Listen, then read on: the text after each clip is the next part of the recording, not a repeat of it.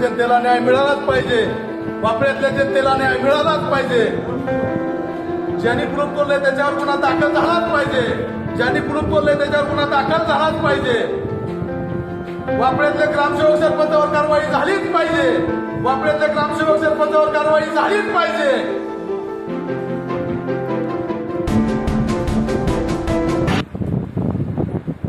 मी सचिन अर्जुन चव्हाण, वापळे, तालुका मोहोळ, जिल्हा सोलापूर।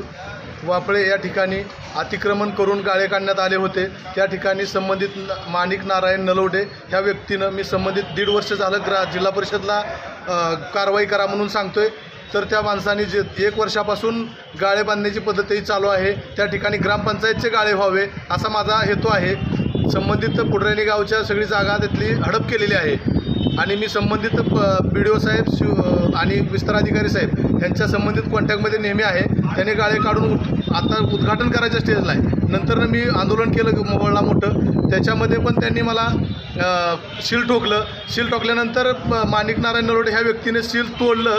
सील तोडण्याचा अधिकार हा कुणालाही नाही। इव्हन त्या ठिकाणी खासदार, आमदार किंवा मुख्यमंत्री जरी असेल तरी त्याला आपण कायद्याची परमिशन घ्यावी लागते। त्या माणसाला सत्तेचा माज आला आहे आणि त्यांनी जी एवढं केलेलं आहे ते त्याच्या स्वतःच्या उदरनिर्वाहासाठी केलेलं आहे। म्हणून मी संबंधित शिवच्या केबिनमध्ये मी पेट्रोल ओतून घेण्याचं आंदोलन केलेलं आहे। शेवटचं मला स्टेप अवलंबावं लागली आणि माझ्यासारख्या सामान्य कार्यकर्त्याला न्याय भेटावा। आणि शिवसाहेबांनी मला आता आश्वासन दिलं आहे की 7 ते 8 दिवसामध्ये त्याच्यावर गुन्हा दाखल करू आम्ही। त्यामुळे मला गुन्हा दाखल झालेला पाहिजे।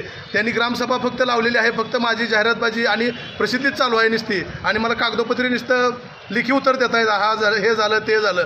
शिवसाहेबांनी मला आता सांगितलं आहे की 8 दिवसामध्ये त्याच्यावर कायदेशीर कारवाई करू आम्ही। तुम्हाला त्याच्याबद्दल